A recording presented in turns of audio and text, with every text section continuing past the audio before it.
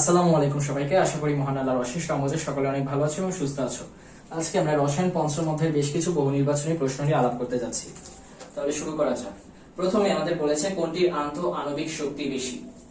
চারটি অপশন আছে: SO2, CO2, H2S, NaCl।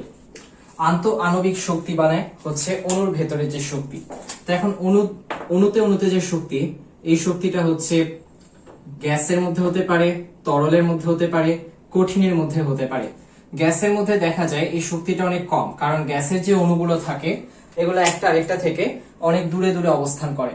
আবার তরলের ক্ষেত্রে দেখা যায় যে অণুগুলো থাকে সেগুলো আরেকটু কাছাকাছি অবস্থান করে, কারণ তরল পদার্থগুলো কি হয়, এই যে গ্যাসীয় পদার্থ যেরকম হয় তার চেয়ে একটু বেশি কি হয়, ঘন হয়। আর কঠিন পদার্থ হচ্ছে একদম সবচেয়ে বেশি কঠিন, সলিড, একদম সলিড। এগুলোর মধ্যে যে বন্ধনটা থাকে সেই বন্ধনটা হচ্ছে সবচেয়ে দৃঢ় হয়। তাইলে আমরা এখানে দেখতে পাচ্ছি এটা গ্যাস, এটা গ্যাস, এটা গ্যাস, আর এটা কি, এটা হচ্ছে সলিড। যেহেতু এটা সলিড হবে তাই এটার আন্তঃ আণবিক শক্তিটা কি হবে, সবচেয়ে বেশি হবে। তাইলে এটা গেল আমাদের প্রথম প্রশ্নের উত্তর। এরপরে কোন দুটির যোজনী বেশি হবে? তো এটা ক্যালসিয়াম আর জিঙ্ক, তারপরে দেওয়া আছে হচ্ছে অ্যালুমিনিয়াম আর কপার, তারপর দেওয়া আছে সিলিকন সোডিয়াম এবং নাইট্রোজেন আর ক্লোরিন। তাইলে এখন আমরা দেখব ক্যালসিয়ামের 2, জিঙ্কের 2, অ্যালুমিনিয়ামের 3, কপারের 1, সিলিকনের হচ্ছে 4, সোডিয়ামের 1, নাইট্রোজেনের হচ্ছে 3, ক্লোরিনের 1। তাইলে এখন সবচেয়ে বেশি দেখা যাচ্ছে সোডিয়ামের 1, 4, 4 আর 1 হচ্ছে 5। তাইলে এইটার হচ্ছে সবচেয়ে বেশি হচ্ছে 4 যোগ 1 5। তাইলে সিলিকন আর সোডিয়াম হবে, সিলিকন আর সোডিয়াম। ওকে, তারপরেরটাই বলছে কোনটিতে ত্রিবন্ধন বিদ্যমান। তো এখন আমরা N2 এই ক্ষেত্রে অনেক পপুলার একটা অপশন। কোনটিতে ত্রিবন্ধন বিদ্যমান, এটা একটা অনেক পপুলার বা অনেক বিখ্যাত প্রশ্ন, আর N2 হচ্ছে এই প্রশ্নের মধ্যে অনেক বিখ্যাত একটা অপশন। তাইলে এই অপশনটা কেন সঠিক? কারণ আমরা যেটা নাইট্রোজেনের কথা চিন্তা করি, নাইট্রোজেনের শেষ শক্তি স্তরে 5টা ইলেকট্রন থাকে, তার মধ্যে 2টা হচ্ছে জোড়, মুক্ত জোড় থাকে, এবং এই 3টা হচ্ছে বিজোড় ইলেকট্রন। তো এই 3টা বিজোড় ইলেকট্রন কি করবে, পরস্পরের সাথে বন্ধন গঠন করবে। আর এই বন্ধন 3টা বন্ধন গঠন করলো, তাইলে এটা কি হবে, ত্রিবন্ধন। তাইলে কোনটিতে ত্রিবন্ধন বিদ্যমান? উত্তর হবে হচ্ছে নাইট্রোজেন, N2। তাইলে N2 তে ত্রিবন্ধন বিদ্যমান। এরপরের প্রশ্ন, ভ্যান ডার ওয়ালস শক্তি দ্বারা নিচের কোনটি আবদ্ধ? ভ্যান ডার ওয়ালস শক্তি দ্বারা আবদ্ধ থাকে হচ্ছে সমযোজী অণুগুলো। তো এখন সমযোজী অণু যেগুলো, সেগুলো খালি ভ্যান ডার ওয়ালস আকর্ষণ বল দ্বারা আবদ্ধ থাকবে। তো এখানে 4টি অপশনের মধ্যে 3টা থাকবে হচ্ছে আয়নিক, আর একটা থাকবে হচ্ছে সমযোজী। এখানে যেমন H2S আমাদের অপশনে আছে, এটা হচ্ছে সমযোজী, তাই আমাদের উত্তর হবে H2S। তো এর পরের প্রশ্ন, এরপরে কোনটি anion? 1p, 2p, 3p, 4p।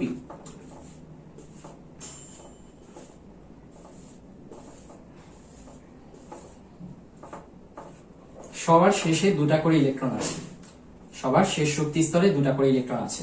তাহলে প্রথমটার ক্ষেত্রে দেখি, প্রথমটার একটা প্রোটন 2টা ইলেকট্রন, দ্বিতীয়টার 2টা প্রোটন 2টা ইলেকট্রন, তৃতীয়টার 2টা প্রোটন 3টা প্রোটন 2টা ইলেকট্রন, চতুর্থটার 4টা প্রোটন 2টা ইলেকট্রন। তাইলে প্রথমটার ক্ষেত্রে দেখি, প্রথমে আমাদের একটা বেসিক জিনিস জেনে রাখতে হবে, স্বাভাবিক অবস্থায় প্রত্যেকটা মৌলের স্বাভাবিক অবস্থায় যতগুলো প্রোটন থাকে ততগুলোই ইলেকট্রন থাকে। তো সেই মৌল 2টা কাজ করতে পারে, একটা হচ্ছে ইলেকট্রন ত্যাগ করতে পারে, আরেকটা ইলেকট্রন গ্রহণ করতে পারে। তখন তার ইলেকট্রন সংখ্যা পাল্টাবে। প্রথমটায় যেমন একটা প্রোটন ছিল, স্বাভাবিক অবস্থায় একটা ইলেকট্রন থাকতো, কিন্তু সে যদি একটা ইলেকট্রন গ্রহণ করে তাহলে তার ইলেকট্রন একটা বেড়ে যাবে। ইলেকট্রন গ্রহণ করলে তখন হয়ে যাবে 2, 2টা হয়ে যাবে ইলেকট্রন। প্রথমে কিন্তু একটা থাকবে, একটা প্রোটন আছে মানে একটা ইলেকট্রন থাকবে, কিন্তু সে যদি একটা ইলেকট্রন আরো গ্রহণ করে তাহলে হয়ে যাবে 2, মানে 2টা ইলেকট্রন হয়ে যাবে। আর ইলেকট্রন গ্রহণ করা মানে কি? ইলেকট্রন গ্রহণ করা মানে অ্যানায়নে পরিণত হওয়া। ইলেকট্রন গ্রহণ করলে অ্যানায়নে পরিণত হয়। এখানে আবার দেখা যাচ্ছে 3টা প্রোটন, তাহলে কয়টা ইলেকট্রন থাকা উচিত ছিল? 3টা, কিন্তু এখানে আছে 2টা, তার মানে একটা ইলেকট্রন দান করে দিয়েছে, একটা ইলেকট্রন দান করে দিয়েছে। ইলেকট্রন দান করে কে? ইলেকট্রন দান করে হচ্ছে ক্যাটায়ন, ক্যাটায়ন। এরপর এখানেও একই অবস্থা, 4টা প্রোটন, 4টা ইলেকট্রন থাকা উচিত ছিল, কিন্তু 2টা ইলেকট্রন দান করে দেওয়া, এখন 2টা ইলেকট্রন আছে। তাইলে সে এই 2টা ইলেকট্রন দান করে দিল, যে এইটা কি হচ্ছে? তাহলে এটাও ক্যাটায়ন হচ্ছে, দান করে দিয়েছে। তাহলে আমাদের অ্যানায়ন একটাই হবে, এই প্রথমটা, কারণ প্রথমটায় একটা প্রোটন, স্বাভাবিক অবস্থায় একটা ইলেকট্রন থাকা উচিত, কিন্তু তার শেষ শক্তি স্তরে 2টা ইলেকট্রন দেখা যাচ্ছে। তাইলে তার ইলেকট্রন কয়টা আছে? 2টা, তার মানে সে একটা ইলেকট্রন গ্রহণ করেছে। একটা ইলেকট্রন গ্রহণ করলে কি হবে? ইলেকট্রন গ্রহণ করলে ক্যাটায়ন হবে। তারপরের প্রশ্নে যাই। তারপরের প্রশ্নে বলেছে পোলার যৌগ চেনার উপায় কি? পোলার যৌগ, পোলার যৌগের মধ্যে আমরা একটা কথা বলতে পারি, ইথানল, CH3CH2OH। পোলার যৌগের মধ্যে, পোলারের মধ্যে একটা শব্দ আছে পোল। পোল বললে বোঝায় হচ্ছে মেরু। তো মেরু হচ্ছে একটা পজিটিভ, একটা নেগেটিভ, ধনাত্মক, ঋণাত্মক। এখানে পজিটিভ হচ্ছে CH3CH2 প্লাস, নেগেটিভ হচ্ছে OH মাইনাস। তাইলে এই যে এইভাবে ইথানলের মতো যারা যারা জলীয় দ্রবণে ধনাত্মক এবং ঋণাত্মক আয়ন দেয়, তাদেরকে কি বলা হয়? তাদেরকেই বলা হয় পোলার যৌগ। তো এখন আরেকটা দেখি আমরা, সোডিয়াম ক্লোরাইড। সোডিয়াম ক্লোরাইড জলীয় দ্রবণে কি করবে? সোডিয়াম প্লাস এবং ক্লোরিন মাইনাস প্রদান করবে, সোডিয়াম প্লাস ক্লোরিন মাইনাস। তো এটা গলিত হতে হবে, কঠিন অবস্থায় করবে না, গলিত অবস্থায় হতে হবে। তারপরে আমরা আরো দেখতে পারি হচ্ছে ইথানলে দেখলাম, সোডিয়াম ক্লোরাইডে দেখলাম, এগুলো হচ্ছে ধাতুর ক্ষেত্রে, ধাতু আর অধাতু মিলে আয়নিক বন্ধন তৈরি করেছে, সেটার ক্ষেত্রে দেখা গেল। স্বাভাবিকভাবে এটা বেশিরভাগ সময় আয়নিক বন্ধনে দেখা যায়, তবে যেগুলো সমযোজী যেমন ইথানল, এটাতে অনেক সময় দেখা যেতে পারে, অ্যালকোহল গুলোতে দেখা যায়। কিন্তু যদি এটা CCl4 হয়, এরকম কিছু হয়, তখন এটার মধ্যে কিন্তু কোনো ধনাত্মক বা ঋণাত্মক প্রান্ত সৃষ্টি হবে না, কোনো পোল সৃষ্টি হবে না। এই জন্য আমরা বলতে পারি এটা পোলার যৌগ না। কিন্তু এই দুটাতে যেহেতু পোল সৃষ্টি হচ্ছে, এই যে ধনাত্মক পোল, ঋণাত্মক পোল, তাইলে আমরা কি বলতে পারি? এটা হচ্ছে পোলার যৌগ। তাইলে পোলার যৌগ চেনার সহজ উপায় কি? এই যে পোল সৃষ্টি হবে, ধনাত্মক প্রান্ত আর ঋণাত্মক প্রান্ত সৃষ্টি হবে। তারপরের প্রশ্ন, কোনটার মধ্যে দুর্বল ভ্যান ডার ওয়ালস আছে? তো এখানে চারটা হচ্ছে, 3টা হচ্ছে ধাতু, তিনটা হচ্ছে আয়নিক বন্ধন, আর একটা হচ্ছে সমযোজী যৌগ। 3টা আয়নিক যৌগ, একটা সমযোজী যৌগ। CH4 হচ্ছে এখানে সমযোজী যৌগ। এই CH4 এ কি থাকবে? দুর্বল ভ্যান ডার ওয়ালস আকর্ষণ বল থাকবে। তারপর আমার আরেকটা প্রশ্নের কথা মনে পড়ছে, যেটা মোটামুটি ভালো মানের একটা প্রশ্ন, যে কোনটার মধ্যে ভ্যান ডার ওয়ালস আকর্ষণ বল নেই বললেই চলে। উত্তরটা হচ্ছে কার্বন ডাই অক্সাইড। আমাদের বই লেখা আছে, পেজ নাম্বার মনে নেই, তবে পঞ্চম অধ্যায়ের কোথাও না কোথাও এটা লেখা আছে যে কোনটার মধ্যে ভ্যান ডার ওয়ালস আকর্ষণ বল নেই বললেই চলে। উত্তরটা হবে কার্বন ডাই অক্সাইড। আচ্ছা, তারপরে আরেকটা প্রশ্ন আছে যে কোন দুটি পরিবর্তনশীল যোজনী প্রদর্শন করে। তো এখন এটার মধ্যে অপশনগুলা আমি মোটামুটি যতগুলা দেখেছি, সবগুলা প্রশ্নেই অপশনে 2টা ছিল, একটা লেড আর একটা হচ্ছে টিন, PB আর SN। তো এখন এই পরিবর্তনশীল যোজনীটা কি? 2 আর 4। এটাও 2 আর 4, এটাও 2 আর 4, এই দুটার যোজনী হচ্ছে 2 আর 4। এই দুইটার যোজনীটা মনে রাখা অনেক গুরুত্বপূর্ণ, কারণ এটা অনেকবার পরীক্ষায় এসেছে, অনেক বিখ্যাত প্রশ্ন। ওকে, তারপরে আর কি আছে আমাদের? এরপর পোলার সমযোজী যৌগ কোনটি? CH4, H2, HCl, NaCl। তো এখন এখানে HCl, NaCl, আচ্ছা HCl, NaCl, তো পোলার সমযোজী যৌগ। এই যে NaCl এর ক্ষেত্রে আমরা যদি দেখি, NaCl কিন্তু আয়নিক, সমযোজী না, তাই এটা বাদ। কিন্তু HCl এর ক্ষেত্রে আমরা দেখবো এটা H+, Cl-, এভাবে হতে পারে। আর আছে কি? আর আছে H2 তো হবে না। এরপর আছে হচ্ছে CH4, এটাও হবে না।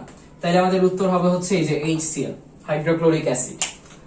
ওকে, আর অ্যাসিড কি করে? এই যে পানিতে H+ আয়ন দান করছে, H+ আয়ন দান করছে। ওকে, তারপরেরটাই যাই।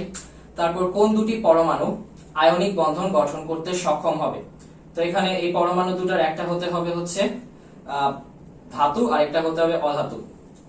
তো এখানে Ca আর C আছে, আবার অ্যালুমিনিয়াম আর কার্বন আছে, আবার ক্যালসিয়াম আর অক্সিজেন আছে। তো কার্বন সাধারণত কি করে? কার্বনের ইলেকট্রন আছে হচ্ছে 4টা লাস্ট শেলে, তাই এটা কি সহজে কিন্তু এটা কি করতে পারে না, যৌগ গঠন করতে পারে না। তো আমাদের আরেকটা দেওয়া হয়েছে অ্যালুমিনিয়াম আর অক্সিজেন। তো এখন অ্যালুমিনিয়ামের দরকার হচ্ছে 3টা ইলেকট্রন ত্যাগ করা, 3টা ইলেকট্রন ত্যাগ করতে হবে, আর অক্সিজেনের 2টা ইলেকট্রন নিতে হবে, 2টা নিতে হবে ওর 2টা দিতে হবে। তাহলে অক্সিজেন 2টা নিবে ও 3টা দিবে, তাহলে তখন কি হবে Al2O3, 2টা অ্যালুমিনিয়াম আর 3টা অক্সিজেন মিলে এই যে এইটা গঠন করবে। এটা হচ্ছে আমাদের কি আয়নিক বন্ধন, আয়নিক বন্ধন হবে। কিন্তু আমরা যখন এইচএসসি তে যাব তখন দেখবো ফাজানের একটা নীতি আছে, ফাজানের নীতির কারণে AlCl3 তারপর Al2O3 এরকম বেশ কিছু যৌগ দেখা যাবে যেগুলোকে আমরা আয়নিক বলবো না, তখন এগুলো সমযোজী হবে। কিন্তু আপাতত আমাদের এসএসসি লেভেলের জন্য Al2O3 এটা সমযোজী যৌগ হিসেবে গণ্য করতে হবে। তারপরের প্রশ্নে যাই। তারপরের প্রশ্ন হচ্ছে নিচের কোনটি ব্যতিক্রমধর্মী আয়নিক যৌগ গঠন করে? অ্যালুমিনিয়াম, কার্বন, ক্লোরিন, সোডিয়াম ব্যতিক্রমধর্মী আয়নিক যৌগ গঠন করে। এটা হবে অ্যালুমিনিয়াম। অ্যালুমিনিয়াম কেন? কারণ অ্যালুমিনিয়ামের মধ্যে আমরা দেখতে পাই এই যে একটু আগে বললাম AlCl3, AlCl3টা কেন ব্যতিক্রমধর্মী আয়নিক যৌগ? কারণ এই যে অ্যালুমিনিয়াম আর ক্লোরিনের মধ্যে এই যে একটা বিশেষ নীতি দেখা যায়, ফাজানের নীতি, যার কারণে তড়িৎ ঋণাত্মকতার পার্থক্যের একটা সম্পর্ক চলে আসে। সেটার কারণে এই দুটা হচ্ছে সমযোজী যৌগের মতো আচরণ করে। সমযোজী যৌগের মতো আচরণ করে দেখে এদেরকে তখন আমরা সমযোজী যৌগ বলে অভিহিত করি। কিন্তু আবার এসএসসির জন্য দেখা যায় যে অ্যালুমিনিয়ামের মধ্যে Al3+ আর ক্লোরিনের মধ্যে ক্লোরিন মাইনাস, তাহলে এটা হচ্ছে পজিটিভ আর এটা হচ্ছে নেগেটিভ, এই দুইটা প্রান্ত সৃষ্টি হচ্ছে। এটা অ্যানায়ন, এটা ক্যাটায়ন, অ্যানায়ন আর ক্যাটায়ন, এটা ক্যাটায়ন আর এটা অ্যানায়ন। তো এখন ক্যাটায়ন আর অ্যানায়নের মধ্যে যে আকর্ষণটা থাকে, স্থির বৈদ্যুতিক আকর্ষণ বল, সেটাকেই তো আমরা আবার বলি আয়নিক বন্ধন। তাহলে সেই হিসেবে এই দুটা কি হয়? আয়নিক বন্ধন হয়। তাহলে এই ব্যতিক্রমটা কি? এই যে অ্যালুমিনিয়াম। ওকে, তারপরে যাই। তারপরে নিচের কোনটি, আচ্ছা এটা তো শেষ, এরপর একটাই যাচ্ছি। Carbon die oxide, H2O, CH4 এদের আকৃতি কিরূপ, এটি কিভাবে নির্ণয় করা হয়? এদের আকৃতি কিরূপ, এটি কিভাবে নির্ণয় করতে হয়? তো কার্বন ডাই অক্সাইড, এখানে হচ্ছে কার্বন, এই যে অক্সিজেন, এই যে অক্সিজেন। তো এটার আকৃতিটা কিরকম? এই যে সরলরৈখিক, সরলরৈখিক হচ্ছে। কিন্তু H2O টা কি হচ্ছে? H2O এখানে অক্সিজেন, এখানে হাইড্রোজেন, এখানে হাইড্রোজেন। তো এখন অক্সিজেনের তড়িৎ ঋণাত্মকতার মানটা হচ্ছে তুলনামূলক বেশি হয়। তুলনামূলক বেশি হওয়ার কারণে ইলেকট্রনগুলোকে অক্সিজেন কি করে, এই মুক্তজোড় ইলেকট্রন যে আছে, মুক্তজোড় ইলেকট্রনটা অক্সিজেন কি করে, নিজের দিকে বেশি আকর্ষণ করে, আর হাইড্রোজেন দুটোকে তখন কি করে, এই দিকে সরিয়ে দেয়। এই স্বাভাবিকভাবে কি থাকা উচিত ছিল? এরকম থাকা উচিত ছিল, তখন হাইড্রোজেনও ইলেকট্রনের কাছে থাকতো। কিন্তু অক্সিজেন একাই ইলেকট্রনগুলো চায়, তাই কি করে, এই হাইড্রোজেন দুটাকে দূরে সরিয়ে দেয়। তাই হাইড্রোজেন দুটো এভাবে দূরে সরে আসে, আর এটা এরকম বাঁকানো থাকে, আর উপরে হচ্ছে মুক্তজোড় ইলেকট্রনটা, মুক্তজোড় ইলেকট্রন দুটো। আচ্ছা, তাইলে এরপরে যাই। এরপর আচ্ছা 6টা ছিল, তাইলে অক্সিজেনের 2টা হবে, এই 2টা, আর এইভাবে করে হাইড্রোজেন আসবে। আচ্ছা, তাইলে এটা হচ্ছে গেল অক্সিজেন আর হাইড্রোজেন, পানিরটা। এরপর CH4, CH4 হচ্ছে চতুস্তলকীয়, এই যে carbon, hydrogen, hydrogen, hydrogen, hydrogen, এটা হচ্ছে পিছন দিকে। তো এখন এইরকম প্রশ্ন আমাদের এসএসসি তে আসার কথা না, আর এটা নিয়ে এত চিন্তা করার এখন কিছু নেই, কারণ সামনে এইচএসসি আসতেছে। এসএসসি তে এরকম প্রশ্ন সাধারণত আসবে না, তবে কয়েকটার বিষয় আমাদের মাথায় রাখতে হবে। এই 3টা হচ্ছে তার মধ্যে সবচেয়ে গুরুত্বপূর্ণ। পানির ক্ষেত্রে কিরকম হবে? পানির ক্ষেত্রে এটা হবে এরকম, আর কার্বন ডাই অক্সাইডের ক্ষেত্রে হবে হচ্ছে এরকম, তারপর মিথেনের ক্ষেত্রে হবে হচ্ছে এরকম, এরকম টাইপের কিছু হবে। আচ্ছা, তারপর সর্বাধিক পোলার অণু কোনটি? সবচেয়ে বেশি তড়িৎ ঋণাত্মকতা কার? সবচেয়ে বেশি তড়িৎ ঋণাত্মকতা হচ্ছে ফ্লোরিনের। আর হাইড্রোজেন আর ফ্লোরিনের মধ্যে তাইলে কি হবে, এই তড়িৎ ঋণাত্মকতার যে পার্থক্যটা দেখা যাবে সেটা বেশি হবে। তাই ফ্লোরিনটা হচ্ছে যেহেতু সবচেয়ে বেশি তড়িৎ ঋণাত্মক, ইলেকট্রনটা ও নিজের দিকে সবচেয়ে বেশি টানবে। আর হাইড্রোজেন তখন কি হবে, ইলেকট্রনটা সবচেয়ে বেশি, ফ্লোরিন যেহেতু সবচেয়ে বেশি ইলেকট্রনটা টেনে নিবে, তাহলে ফ্লোরিন কি হবে, মাইনাস, আর হাইড্রোজেন কি হবে, আংশিক ধনাত্মক। এটা আংশিক ঋণাত্মক, আংশিক ধনাত্মক হবে। কিন্তু ফ্লোরিন সবচেয়ে বেশি তড়িৎ ঋণাত্মক দেখে এটা বেশি করে টানবে। বেশি টানবে যেহেতু সবচেয়ে বেশি যে টানবে সেটাই কি হবে, সবচেয়ে বেশি পোলার হবে। মানে এটার মধ্যে যেহেতু ঋণাত্মক অনুটার ঋণাত্মক যে পাশটা আছে, ঋণাত্মক সাইড অর্থাৎ নেগেটিভ যেটা, এটার প্রভাবটা বেশি, তাইলে এখানে পজিটিভের প্রভাবটাও বেশি হবে। তাইলে এটার পোল দুটা যেহেতু সবচেয়ে ভালোভাবে তৈরি হচ্ছে, তাইলে এটার মধ্যে পোলার অণুর বৈশিষ্ট্যটা সবচেয়ে ভালোভাবে দেখা যাবে। তাহলে এটা হচ্ছে হাইড্রোজেন ফ্লোরাইড। এরপর কার্বন ডাই অক্সাইড যৌগের সুপ্ত যোজনী কত, এখানে সক্রিয় ও সর্বোচ্চ যোজনী কত আছে তা কিভাবে বুঝবো? এটা আগেও একটা ক্লাসে বলেছিলাম। কার্বন ডাই অক্সাইড, এখানে অক্সিজেনের যোজনী কত আমরা জানি, কার্বনের যোজনী বলেছে, তাই অক্সিজেনের যোজনী আমরা আগে থেকেই জানি 2। এখন অক্সিজেন কয়টা আছে? 2টা, তাইলে আমাদের যোজনীটা হবে 2 গুণ 2, 2 গুণ 2, 2 গুণ 2 মানে হচ্ছে 4। এখানে কার্বনের যোজনীটা তাহলে কত হচ্ছে? 4। তো এখন অক্সিজেনের সাথে অন্য কিছু থাকতে পারতো, যেমন সালফার SO2, এখানে সালফারের যোজনী কত? অক্সিজেনের যোজনী হচ্ছে 2, অক্সিজেন আছে 2টা, তাহলে এখানে সালফারের যোজনী হতো 4। সালফারের যোজনী, তাইলে এখানে অক্সিজেনের সাথে যা কিছু থাকুক না কেন ওইটার যোজনীটা কিভাবে বের করব? এই যে অক্সিজেনের যোজনী যত আছে তার সাথে যতগুলো অক্সিজেন আছে সেটা গুণ করে দিব। অক্সিজেনের যোজনী 2 হয়, 2 এর সাথে কতগুলো অক্সিজেন আছে গুণ করে দিব, যোজনী পেয়ে যাব। এরকম হিসাব। এরপরে যেমন এখানে আছে হচ্ছে MgO, এখন ম্যাগনেসিয়ামের যোজনী বের করতে হবে। অক্সিজেন কয়টা আছে? একটা, অক্সিজেনের যোজনী কত? 2, 2 গুণ 1 কত? 2 গুণ 1 হচ্ছে 2, তাইলে ম্যাগনেসিয়ামের যোজনী কত? 2। তাইলে এখানে কার্বন আছে অক্সিজেন আছে 2টা, যোজনী 2, 2 গুণ 2 হচ্ছে 4। কার্বনের যোজনী কত? এখানে কার্বনের যোজনী 4। কার্বনের 2টা যোজনী আসে, একটা হচ্ছে 2, একটা হচ্ছে 4। এখন কিভাবে আসে এটা অনেকে বলবে, তো এখন আমাদেরকে এর জন্য কার্বনের ইলেকট্রন বিন্যাস জানতে হবে। 1s2 2s2 2p x1 2p z1, তাহলে এটা গেল হচ্ছে কার্বনের 1 4 5 6। এখানে বিজোড় ইলেকট্রন কয়টা আছে? একটা, দুইটা, তাইলে এখানে যোজনী কত? 2। তারপরে এটাকে যদি উত্তেজিত করি, উত্তেজিত হলে এই ইলেকট্রন বিন্যাস হবে 1s2 2s1 2px1 2pz1, sorry 2py1, এটা 2py1 হবে, 2py1, এরপর 2pz1। তাইলে এখন এখানে 1 2 3 4, 4টা ইলেকট্রন আসে, বিজোড় ইলেকট্রন আসে, তাইলে যোজনী হবে 4। তাইলে একদিক দিয়ে 2, একদিক দিয়ে 4, কার্বনের তাহলে 2টা যোজনী থাকে 2 আর 4।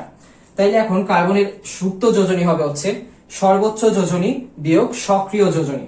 তো এখন সক্রিয় যোজনী হচ্ছে 4, সর্বোচ্চ যোজনীও 4, 4 বিয়োগ 4 হচ্ছে 0। তাইলে আমরা এখান থেকে কিভাবে বের করলাম সুপ্ত যোজনী কত? প্রথমে আমরা এখানে কার্বনের যোজনী বের করলাম অক্সিজেনের যোজনী ব্যবহার করে, তারপরে কার্বনের যোজনী কত কত হয় এটা আমরা দেখালাম ইলেকট্রন বিন্যাস দিয়ে। এরপর এখান থেকে আমি এই যে কার্বন 4, কার্বনের যোজনী 4, সক্রিয় যোজনী এটা, আর এটা হচ্ছে সর্বোচ্চ যোজনী, সর্বোচ্চ যোজনী থেকে সক্রিয় যোজনী বিয়োগ করে যোজনী বের করলাম 0, সুপ্ত যোজনী বের করলাম। আচ্ছা, তারপরে নিচের কোনটিতে মুক্ত জোড় ইলেকট্রন বেশি? Nitrogen, oxygen, chlorine, hydrogen. আচ্ছা, আমাদের কি কি বলেছে? নাইট্রোজেন, অক্সিজেন, ক্লোরিন, হাইড্রোজেন, কোনটায় মুক্ত জোড় ইলেকট্রন বেশি? নাইট্রোজেনের লাস্ট শেলে আছে হচ্ছে 1 2 1 2 3, 5টা ইলেকট্রন। এরপর অক্সিজেনের আছে হচ্ছে 1 2 3 4 5 6, লাস্ট শেলে আছে হচ্ছে 6টা ইলেকট্রন, নাকি 2 আর 6, হ্যাঁ। এরপর ক্লোরিনের লাস্ট শেলে আছে হচ্ছে 1 2 3 4 5 6 7। এরপর হাইড্রোজেনের আছে হচ্ছে একটা। তাহলে আমাদেরকে অক্সিজেন দিয়েছিল, হ্যাঁ অক্সিজেন দিয়েছিল বেশি। ওকে, নিচের কোনটিতে মুক্ত জোড় ইলেকট্রন বেশি? তাইলে এই ক্ষেত্রে আমরা যেটা দেখব, আচ্ছা তাহলে এটা হবে হচ্ছে N2, N2 হইলে নাইট্রোজেন 2টা 1 2 3 বন্ধন গঠন করে দেখাতে হবে। তারপর এটা O2, এটা Cl2, এটা H2। তাহলে O2 হলে এখানে অক্সিজেনের 2টা 1 2 3 4, আচ্ছা দেখি 1 2 3 4 ডাবল বন্ড গঠন করবে। তাইলে এখানে অক্সিজেনের হচ্ছে 2 4 2 2 2 2, তার মানে 4টা। ওকে, তারপর ক্লোরিনের ক্ষেত্রে আরেকটা ক্লোরিন আসবে 1 2 3 4 5 6। তাহলে হাইড্রোজেনের জন্য আরেকটা হাইড্রোজেন দিয়ে গঠিত হবে একটা বন্ড। তাহলে এখানে আমরা কি করলাম? মুক্ত জোড় বের করার জন্য তো আমাদের আগে যৌগ গঠন করতে হবে। তাহলে এই যৌগটা হচ্ছে আমরা প্রত্যেকটা মৌল দিয়ে গঠন করলাম, নাইট্রোজেন, অক্সিজেন, ক্লোরিন, হাইড্রোজেন, প্রত্যেকটা যৌগ। তাহলে এখন নাইট্রোজেনে মুক্ত জোড় ইলেকট্রন হচ্ছে 1 2 দুইটা, অক্সিজেনে 1 2 3 4 চারটা, ক্লোরিনে 1 2 3 4 5 6 ছয়টা, হাইড্রোজেনে নাই, শূন্য। তাইলে কার বেশি সবচেয়ে? ক্লোরিনের সবচেয়ে বেশি, ক্লোরিনের সবচেয়ে বেশি। ওকে, কোনটি সমযোজী অণু গঠন করে? সোডিয়াম, নিয়ন, নিকেল, নাইট্রোজেন। সোডিয়াম হচ্ছে ধাতু, ধাতু সমযোজী অণু গঠন করে না। নিয়ন হচ্ছে নিষ্ক্রিয় গ্যাস, নিষ্ক্রিয় গ্যাস কোনো কিছুই গঠন করে না, একা একাই থাকে। তারপর নিকেলও হচ্ছে ধাতু, ধাতু কোনো সমযোজী অণু গঠন করবে না। নাইট্রোজেন এখানে সমযোজী অণু গঠন করবে, কারণ নাইট্রোজেন অধাতু। বিএনএ, নাইট্রোজেনের যোজনী কত? তো এখন বিএনএ, এই বি যেটা আছে বোরন, বোরনের যোজনী 3, নাইট্রোজেনের যোজনীও 3, দুইটার যোজনী 3। তাহলে এটা বিএনএ, নাইট্রোজেনের যোজনী কত? 3 3। বোরনের যোজনীও 3, নাইট্রোজেনের যোজনীও 3। তারপর কোন জৈব যৌগ পোলার ধরনের? বেনজিন, ইথার, পেট্রোল, চিনি। তাইলে পোলার ধরনের কোনটা? চিনি, চিনি পোলার। ওকে, পরেরটা যাই। তারপর কোনটি পানিতে অদ্রবণীয়? CCl4, আমরা এর আগে আলোচনা করেছিলাম। HCl দ্রবণীয়, কারণ H+ আর Cl- গঠিত হয়। CH3COOH, এটাও দ্রবণীয়, কারণ CH3COO- আর H+ এই দুইটা তৈরি হয়। তারপর C2H5OH, এটা একটা অ্যালকোহল, এটাও দ্রবণীয়। নিচের কোনটা বৃহৎ অণু গঠন করে? Carbon die oxide, silica. আচ্ছা, এই যে সিলিকা যেটা বৃহৎ অণু গঠন করে কিভাবে? এই যে এটা ক্যালাস তৈরি করে, ক্যালাস, ক্যালাস তৈরি করার মাধ্যমে বৃহৎ অণু তৈরি করে। তারপর সোডিয়াম ক্লোরাইড, এটাও ক্যালাস তৈরি করে। তারপর গ্রাফাইট, এটাও ক্যালাস তৈরি করে। তো এই কয়টা আমাদের মনে রাখতে হবে, সিলিকা, সোডিয়াম ক্লোরাইড আর গ্রাফাইট, এই তিনটাই আসে সাধারণত। গ্রাফাইট আর হচ্ছে সোডিয়াম ক্লোরাইড আর সিলিকা। সিলিকা হচ্ছে এই যে বালু যেটা আছে, এই বালুর সংকেত হচ্ছে এটা, বালির সংকেত। এটাও হচ্ছে ক্যালাস তৈরি করে, এটাও ক্যালাস, এটাও ক্যালাস তৈরি করে, তিনটাই। তো ক্যালাস কিভাবে তৈরি করে? অনেকগুলো সিলিকা মিলে হচ্ছে একটা ক্যালাস তৈরি করছে, অনেকগুলো সোডিয়াম ক্লোরাইড মিলে ক্যালাস তৈরি করছে, আবার অনেকগুলো গ্রাফাইট মিলে ক্যালাস তৈরি করছে। তাহলে এগুলো ছবি দিয়ে দিব, এখন আঁকতে গেলে অনেক সময় যাবে। আচ্ছা, তারপর এক অণু ফেরিক কার্বনেটে পরমাণুর সংখ্যা কত? তো এখন ফেরিক, ফেরাস এগুলোর আগে আমাদের আস আর ইক সম্পর্কে জানতে হবে। যেমন ফেরামের ক্ষেত্রে, লোহার ক্ষেত্রে লোহার যোজনী কত কত হয়? লোহার যোজনী হয় হচ্ছে 2 অথবা 3, 2 হতে পারে, 3 হতে পারে, কারণ এটা Fe2+ তৈরি করে অথবা Fe3+ তৈরি করে।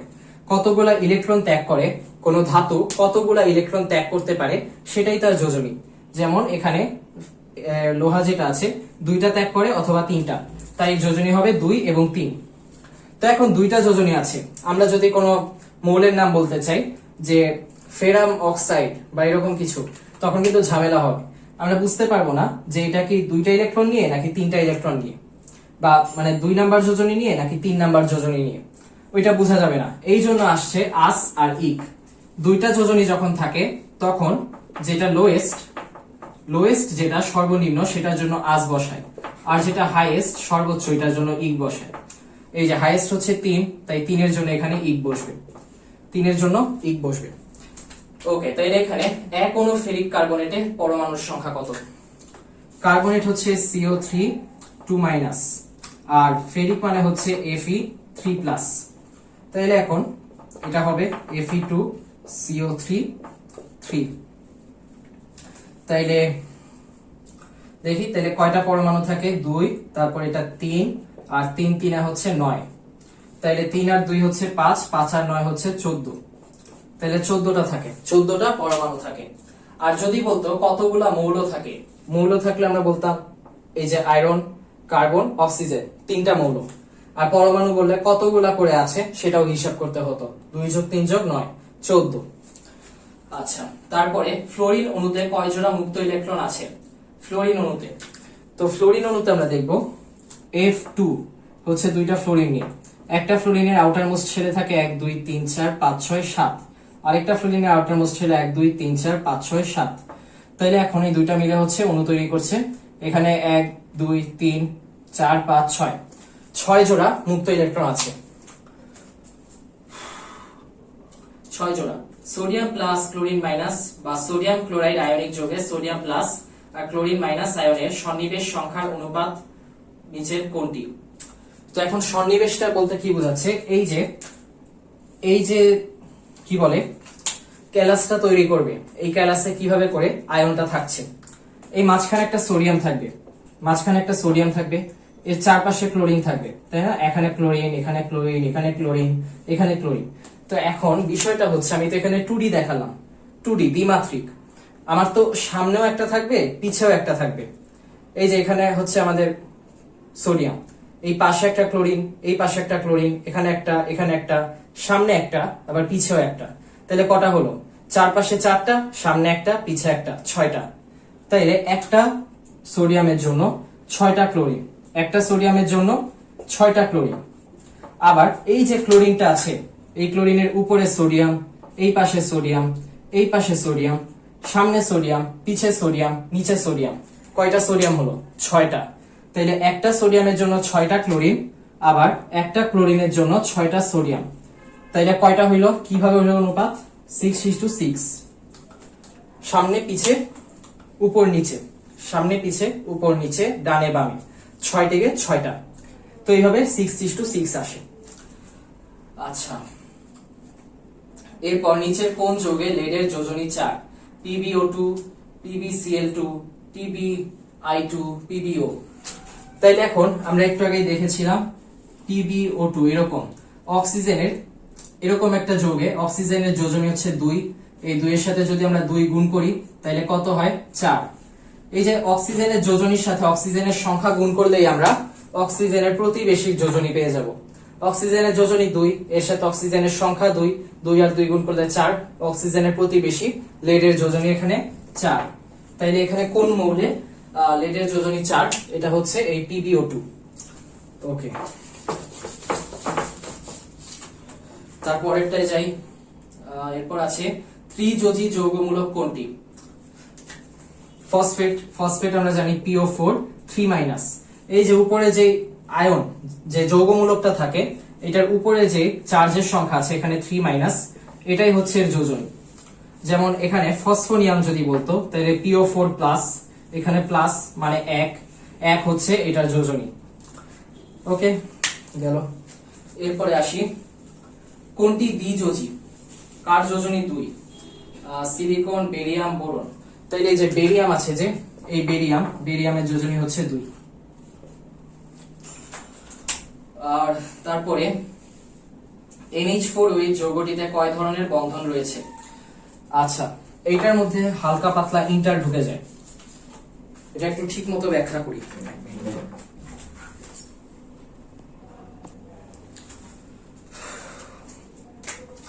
NH4OH এ 3 ধরনের বন্ধন থাকে, 3। তো আমরা একটা জানি আয়নিক কিভাবে, একটা হচ্ছে NH4+, আর একটা হচ্ছে OH-। তাহলে এটা হচ্ছে ক্যাটায়ন, এটা হচ্ছে অ্যানায়ন। ক্যাটায়ন আর অ্যানায়নের মধ্যে যে বন্ধন সেটাই হচ্ছে আয়নিক বন্ধন। তো এখন অনেকে আবার বলতে পারে যে আচ্ছা না, ধরো তারপরটাই যে এটা হচ্ছে আয়নিক বন্ধন। এরপর NH3 হচ্ছে নাইট্রোজেন 3টা হাইড্রোজেনের সাথে আছে। তাই এখানে নাইট্রোজেন আর হাইড্রোজেন অধাতুতে যে বন্ধন, এটা কি হবে? এটা হবে হচ্ছে সমযোজী বন্ধন। তাইলে এখন এটা সমযোজী গেল। এরপরে এখানে আবার এই NH3 আর H+ এর মধ্যে একটা বন্ধন আছে, এই বন্ধনটা হচ্ছে সন্নিবেশ সমযোজী বন্ধন। সন্নিবেশ সমযোজী বন্ধনের ক্ষেত্রে আমরা দেখব যে স্বাভাবিকভাবে সমযোজী বন্ধনে কি হয়, যেমন আমরা ধরলাম HCl এর কথা, হাইড্রোজেনের লাস্ট শেলে একটা ইলেকট্রন লাগে, আবার ক্লোরিনের যে লাস্ট শেল আছে এইখানেও একটা ইলেকট্রন লাগে। তাহলে এরা দুজন কি করে? এরা দুজন মিলে হচ্ছে শেয়ার করে, এই 2টা ইলেকট্রন শেয়ার করে। তখন দেখা যায় হাইড্রোজেনের লাস্টের শেলেও 2টা ইলেকট্রন, আবার ক্লোরিনের লাস্টের শেলেও 2টা ইলেকট্রন। এই যে 2টা দুইজন মিলে শেয়ার করলো। তো এটা হচ্ছে আমার 50 টাকা আছে, আমার এক বন্ধুরও 50 টাকা আছে, আমরা দুজন মিলে রেস্টুরেন্টে গিয়ে 100 টাকার খাবার একসাথে মিলে খেলাম। তো দুইজন মিলে কিন্তু এখানে টাকা দিয়েছি, দুইজন মিলে ইলেকট্রন শেয়ার করেছি। এইটাই হচ্ছে শেয়ার করে সমযোজী বন্ধন তৈরি করা। কিন্তু এইখানে NH3 আর H+ এই দুইটার ক্ষেত্রে দেখা যাবে যে NH3 এর মধ্যে নাইট্রোজেনের হচ্ছে এক জোড়া বন্ধন জোড় ইলেকট্রন আছে, মুক্ত জোড় ইলেকট্রন আছে। এই যে এখানে দেখা যাক NH এখানে একটা ইলেকট্রন গেল, এখানে একটা ইলেকট্রন গেল, এখানে একটা ইলেকট্রন গেল, কিন্তু নাইট্রোজেনের লাস্ট শেলে ইলেকট্রন কয়টা? 5টা। তাহলে বাকি থাকে কয়টা?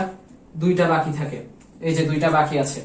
তাহলে NH3 এর এই 2টা ইলেকট্রন হচ্ছে এখানে আছে, কিন্তু H+ যে বলছি আমরা, H+ এ কয়টা ইলেকট্রন আছে? H+ মানে তো হাইড্রোজেনে যে একটা ইলেকট্রন থাকে, ওই একটা ইলেকট্রনও নাই, এখন আর কোনো ইলেকট্রনই নাই এখানে। তাইলে এখন আমরা দুইজন, আমি আর ফাহিম রেস্টুরেন্টে খেতে গেছি, তো পুরো 100 টাকা আমাকেই দিতে হচ্ছে, ফাহিম কোনো টাকা দিচ্ছে না।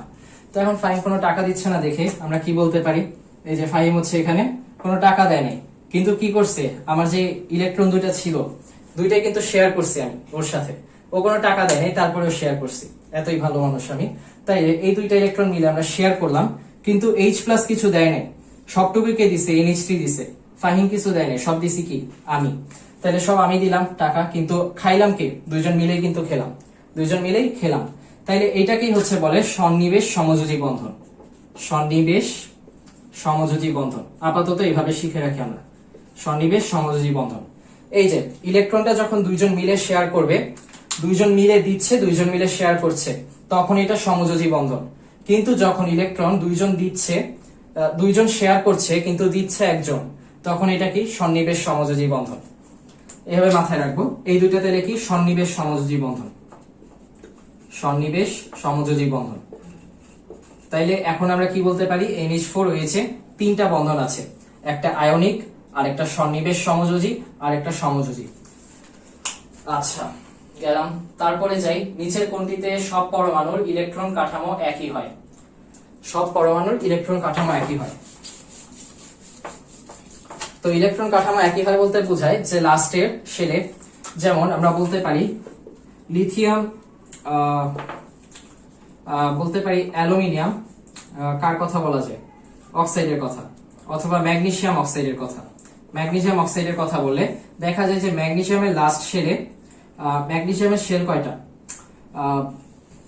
একটা, দুইটা, তিনটা। তো 3টা থেকে 2টা অক্সিজেনকে দিয়ে দিবে। তাহলে এই যে অক্সিজেনের শেল হচ্ছে 2টা, প্রথমটায় 2টা ইলেকট্রন আছে, তারপরেরটায় 1 2 3 4 5 6, 6টা আছে। তো এখন ম্যাগনেসিয়ামের ছিল হচ্ছে 1 2, তারপর 1 2 3 4 5 6 7 8, লাস্ট শেলে আবার ছিল আরো 2টা ছিল, ওই 2টা সে কাকে দিবে? এই যে অক্সিজেন ভাইকে দিয়ে দিচ্ছে, অক্সিজেন ভাইকে দিয়ে দিল। তো এখন অক্সিজেন ভাই কয়টা হয়ে গেল? 8টা, 2টা 10টা, অক্সিজেনের 10টা ইলেকট্রন হয়ে গেল। আর ম্যাগনেসিয়ামের কয়টা হলো? ম্যাগনেসিয়ামেরও 10টা ইলেকট্রন হলো। তো এইভাবে করে যদি উভয়েরই বন্ধন গঠনের সময় ইলেকট্রন সংখ্যা সমান হয়ে যায়, তাহলে সেটাকে আমরা কি বলতে পারি? এই যে এখানে বলেছে ইলেকট্রন কাঠামো একই হয়, মানে ইলেকট্রন সংখ্যা একই হচ্ছে, ইলেকট্রন কাঠামোটা একরকম হয়ে যাচ্ছে, দুইটাতেই 10টা 10টা করে আছে, দুইটাই। তাহলে কার ইলেকট্রন বিন্যাস লাভ করলো? নিয়নের। তো একইভাবে আমাদের এখানে কয়েকটা অপশন দিয়েছে, lithium chloride, sodium oxide, magnesium chloride, calcium oxide. তো এর মধ্যে আমরা সোডিয়াম অক্সাইডকে দেখি। এখানে Na2 ওর মধ্যে সোডিয়ামের মধ্যে আছে হচ্ছে কয়টা? 12টা, 11টা ছিল, অক্সিজেনের মধ্যে আছে 8টা। তো এখানে 2টা সোডিয়াম কি করবে? একটা একটা করে ইলেকট্রন দিবে, একটা একটা করে ইলেকট্রন দিলে এর 10টা, এরও 10টা, আর অক্সিজেন 2টা করে, 2টা নিয়ে নিবে, একটা 2টা, তাইলে হয়ে যাবে 10টা। তাইলে তিনজনেরই কি হলো? ইলেকট্রন কাঠামো সমান হয়ে গেল। এই যে এখানে একটা সোডিয়াম ছিল, অক্সিজেন, সোডিয়াম, 2টা সোডিয়াম একটা অক্সিজেনের সাথে, তাইলে এই যে 11টা ছিল একটা দিয়ে দিল, 11টা ছিল একটা দিয়ে দিল, ওর 8টা ছিল 2টা নিয়ে 10টা হয়ে গেল, ও 10 10 10। তাহলে ইলেকট্রন কাঠামোটা কি? সেম, একই রকম। আচ্ছা তারপরে আসি, বিশুদ্ধ সমযোজী অণু কোনটি? বিশুদ্ধ সমযোজী যৌগ হচ্ছে এই যেগুলা H2 Cl2 F2, অর্থাৎ একই মৌল নিয়ে গঠিত যে সমযোজী যৌগ, এগুলো হচ্ছে বিশুদ্ধ সমযোজী যৌগ। তারপরে কোন যৌগের পোলারিটি বিদ্যমান? আমরা জানি হাইড্রোজেন ফ্লোরাইড, আগেও আলোক করা হয়েছে হাইড্রোজেন ফ্লোরাইড, কারণ হাইড্রোজেনের আংশিক ধনাত্মক আর ফ্লোরিনের আংশিক ঋণাত্মক 2টা প্রান্ত উৎপন্ন হয়, 2টা পোল উৎপন্ন হয়। যাদের আংশিক ধনাত্মক আংশিক ঋণাত্মক প্রান্ত বা পোল উৎপন্ন হয়, এগুলো হচ্ছে কি? পোলার যৌগ। ওকে, তারপরে যাই, আরো আছে, হায় হায় আর কত। ওফ, কোনটা পানিতে দ্রবীভূত হয়? পানিতে দ্রবীভূত হয় হচ্ছে কোনটা পানিতে দ্রবীভূত হয়? আচ্ছা, পানিতে দ্রবীভূত হয় হচ্ছে এই যে ম্যাগনেসিয়াম ক্লোরাইড। ম্যাগনেসিয়াম ক্লোরাইড যদি এটা গলিত অবস্থায় থাকে, অপশনটা একটু স্পেসিফিক করে দেওয়া উচিত। যেমন ক্যালসিয়াম ক্লোরাইড, ম্যাগনেসিয়াম ক্লোরাইড এগুলোর কথা যদি বলি, এরা যদি কঠিন অবস্থায় থাকে, সলিড অবস্থায় থাকলে পানিতে গলবে না। কিন্তু যদি এরা গলিত অবস্থায় থাকে তাহলে এরা গলবে, মানে পানিতে দ্রবীভূত হবে। আচ্ছা, তারপরে যাই, সেম কোশ্চেন, কোনটি পানিতে দ্রবণীয়? আচ্ছা, C6H6, তারপর CH3O, CH3, CCl4, KOH। এটা তো অনেক সহজ। এই যে KOH এখানে কি? এই যে পটাশিয়াম হাইড্রোক্সাইড, তাহলে এটা কি হবে? Potassium plus OH minus. তাহলে এই যে পটাশিয়াম প্লাস OH মাইনাস, এটা কি হবে? এটা হচ্ছে পানির যে ঋণাত্মক প্রান্ত। পানিরও কিন্তু দুইটা প্রান্ত আছে, তো পানিটা কেন দ্রবীভূত হচ্ছে এই পয়েন্টটা কিন্তু আমাদের জানা উচিত। কারণ পানিরও দুটো প্রান্ত আছে, একটা হচ্ছে হাইড্রোজেন প্লাস আর একটা হাইড্রোক্সিল মূলক বা OH মাইনাস। এই যে প্লাস প্রান্তটা ঋণাত্মক প্রান্তের সাথে যাবে, আর ঋণাত্মক প্রান্তটা এই প্লাস প্রান্তের সাথে যাবে, গিয়ে কি হবে? এই যে এটাকে দ্রবীভূত করে ফেলবে, এটাকে দ্রবীভূত করে ফেলবে। এভাবে করে কিন্তু পানিতে এটা দ্রবীভূত হয়। তো সোডিয়াম ক্লোরাইডের ক্ষেত্রে একই রকম হতো, সোডিয়াম প্লাসের সাথে এই ঋণাত্মক আর ক্লোরিন মাইনাসের সাথে ধনাত্মক প্রান্ত যুক্ত হতো। তো এটাই হচ্ছে পোলের কাজ, এই ধনাত্মক প্রান্ত ঋণাত্মক প্রান্তের সাথে, ঋণাত্মক প্রান্ত ধনাত্মক প্রান্তের সাথে যুক্ত হয়। অপোজিট গুলা হচ্ছে একটা আরেকটাকে আকর্ষণ করে, সব ক্ষেত্রেই প্রযোজ্য। নিচের কোন যৌগটি, আচ্ছা NH3 তে কয়টা সমযোজী বন্ধন আছে? NH3 NHHH 1 2 3, তিনটা সমযোজী বন্ধন, 1 2 3। তারপরে নিচের কোন যৌগটি বা অণুটির কেন্দ্রীয় পরমাণু মুক্ত জোড় ইলেকট্রন একটি? ওকে, কেন্দ্রীয় পরমাণু তো আমরা বুঝি কেন্দ্রে যেটা থাকে। তো অপশনটা দেখি, অপশনটা হচ্ছে SO2 দেখি প্রথমে, SO2। তাহলে এখন এখানে 1 2 3 4 চারটে ইলেকট্রন চলে গেছে। তারপরে সালফারের লাস্টের শেলে 6টা ইলেকট্রন থাকে, তাই উপরে এক জোড়া মুক্ত ইলেকট্রন থাকবে। তাহলে আমাদের কেন্দ্রীয় পরমাণুটা কি? মাঝখানে যে আছে সালফার, উপরে হচ্ছে দুইটা মুক্ত ইলেকট্রন, এই পাশে দুইটা ইলেকট্রন, এই পাশে দুইটা ইলেকট্রন। তাইলে এই যে এক জোড়া মুক্ত ইলেকট্রন কার আছে? সালফারের। কোন কেন্দ্রীয় পরমাণু? সালফারের। কোথায়? SO2 তে। তারপরেরটাই যাই, কোনটিতে ঘূর্ণায়মান ইলেকট্রন বিদ্যমান নেই? CO2, H2O, SO3, H2S। ঘূর্ণায়মান ইলেকট্রন বিদ্যমান নাই। আচ্ছা, তাহলে এটা আমরা দেখি। ঘূর্ণায়মান ইলেকট্রন বলতে বোঝাচ্ছে হচ্ছে মুক্ত ইলেকট্রন যেটা আছে, এই মুক্ত ইলেকট্রন থাকবে না। তাইলে এটার জন্য H2S দেখি আমরা। H2S যদি দেখি, তাহলে S আর এখানে H, এখানে H, তাহলে 1 2 3 4 5 6 এখানে কিন্তু আছে, তাইলে H2S হওয়ার কথা না। এরপরে দেখি SO3, SO, তাহলে 1 2 3 4 5 6, এখানে কিন্তু আর কেন্দ্রীয় পরমাণুতে কোনো ঘূর্ণায়মান ইলেকট্রন থাকছে না। তারপরে H2O তে আবার দেখি, আচ্ছা CO2 তে দেখি, CO2 এখানে কার্বন, এখানে অক্সিজেন, এখানে অক্সিজেন, তাইলে 1 2 3 4 এটাতেও গেল, তাহলে এটাতেও কিন্তু মাঝখানেরটাই নাই। সালফারের ক্ষেত্রেও মাঝখানেরটাই নাই, কার্বনের ক্ষেত্রেও নাই, হাইড্রোজেন সালফাইডেও নাই, মাঝখানেরটাই আছে, আচ্ছা এটাই আছে। এরপরে কার্বন ডাই অক্সাইড, তারপরে H2S, SO3, H2O বাকি, তাহলে এটা হাইড্রোজেন আর অক্সিজেন আর হাইড্রোজেন, তাহলে 1 2 1 2 3 4। আচ্ছা,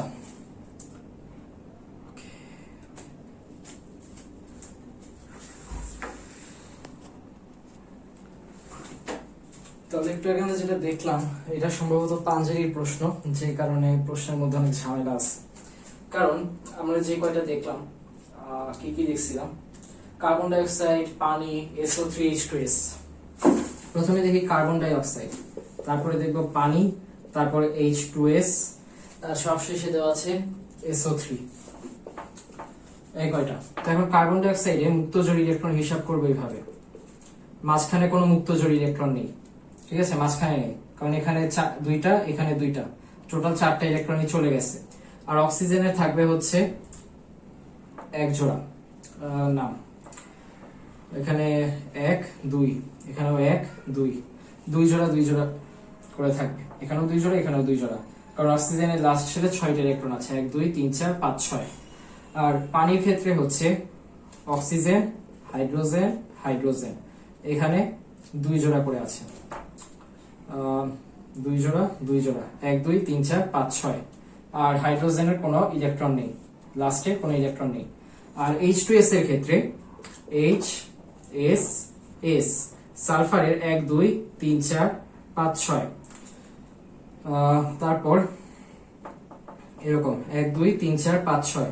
আর হাইড্রোজেনের নাই, হাইড্রোজেনের লাস্টে নাই। ওকে, তারপরে SO3 তে SO তাহলে সালফারের 6টা, এখানে লাস্টে কোনো ইলেকট্রন নাই, এখানে লাস্টে কোনো ইলেকট্রন নেই। আর অক্সিজেনের হচ্ছে 1 2 3 4 5 6, 1 2 3 4 5 6, 1 2 3 4 5 6। তো এইভাবে হিসাব করলে আমরা দেখতে পাচ্ছি যে দুইটার মধ্যে, এই যে এই দুইটা দ্বিতীয় আর তৃতীয়র মধ্যে, এই যে বাইরের যে দুটা পরমাণু আছে, এই দুইটার মধ্যে কোনো সঞ্চারনশীল ইলেকট্রন নেই, মানে কোনো মুক্তজোড় ইলেকট্রন কিন্তু পাওয়া যাচ্ছে না এখানে। তো এই মুক্তজোড় ইলেকট্রন এখানে নেই বাইরের গুলাতে। আর এই দুটাতে, প্রথমটা এবং শেষেরটা, মাঝখানে যে পরমাণু আছে এই কেন্দ্রীয় পরমাণুতে কোনো মুক্তজোড় ইলেকট্রন নেই। তো এখন এই ধরনের প্রশ্নের অর্থ আমি বুঝি নাই, তো কে বুঝছে জানি না। আর এরকম প্রশ্ন এসএসসি তে আসবে বলে আমার মনে হয় না।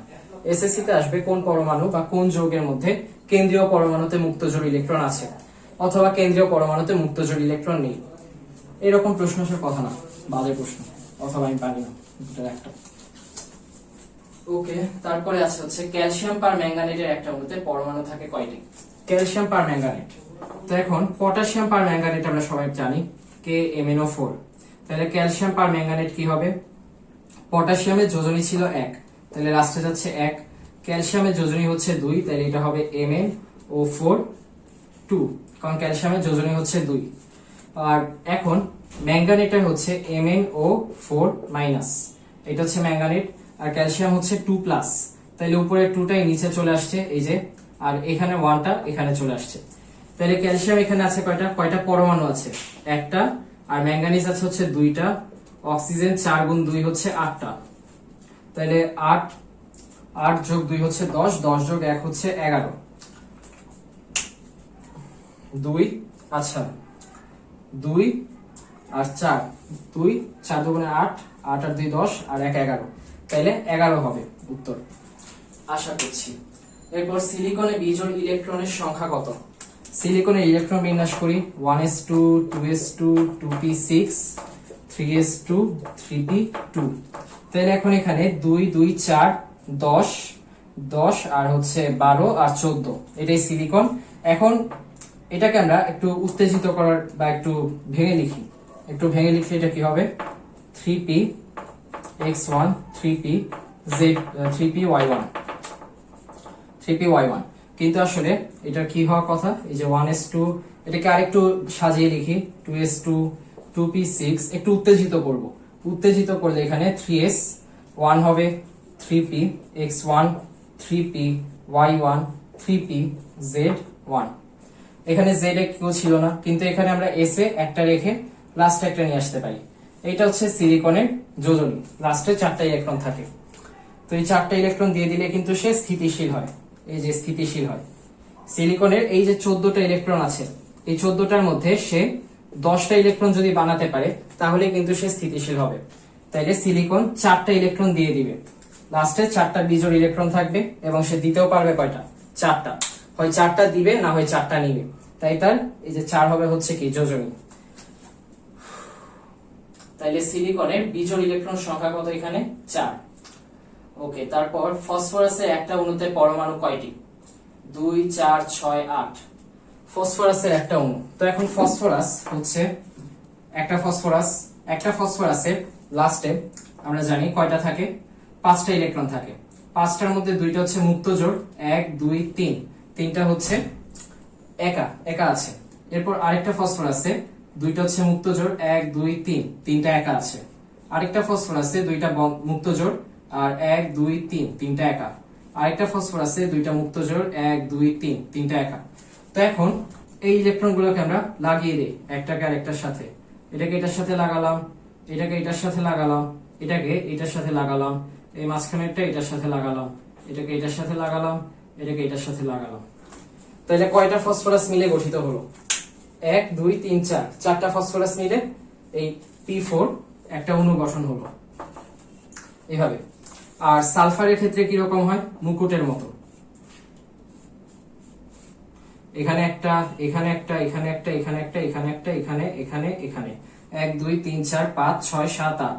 তাইলে সালফার 8টা নিয়ে হচ্ছে গঠিত হয়, আর ফসফরাস 4টা নিয়ে গঠিত হয়। ওকে, তাহলে এটা গেল ফসফরাস আর সালফার। আর কি আছে? আর আছে হচ্ছে কোনটি বন্ধন গঠনের পর মুক্ত ইলেকট্রন থাকে? এই যে H2O, H2O আমরা দেখি, H2O তে বন্ধন যখন গঠন করা হলো, তারপরে এখানে একটা অক্সিজেন, এখানে হাইড্রোজেন, এখানে হাইড্রোজেন, এখানে 1 2 3 4, চারটা আর 2 6। তাইলে এই যে দুইটাতে কি থাকে? মুক্ত জোড় ইলেকট্রন আছে।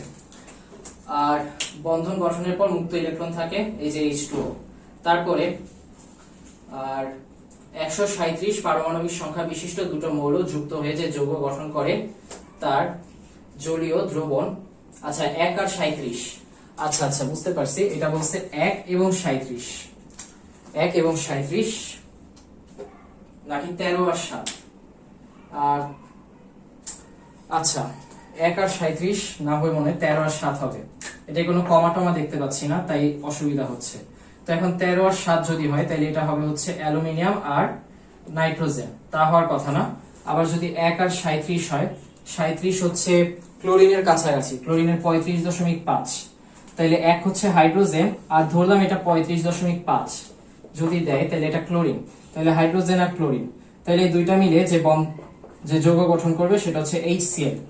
আর HCl এর যে জলীয় দ্রবণ হবে পারমাণবিক সংখ্যা বিশিষ্ট দুইটা মৌল, তার জলীয় দ্রবণের প্রকৃতি কি হবে? HCl হচ্ছে কি হবে? অবশ্যই একটা তীব্র অ্যাসিড HCl। ওকে, আর কিছু আছে? না, আর কিছু নাই। তাহলে এই পর্যন্তই। আল্লাহ হাফেজ সবাইকে, আসসালামু আলাইকুম।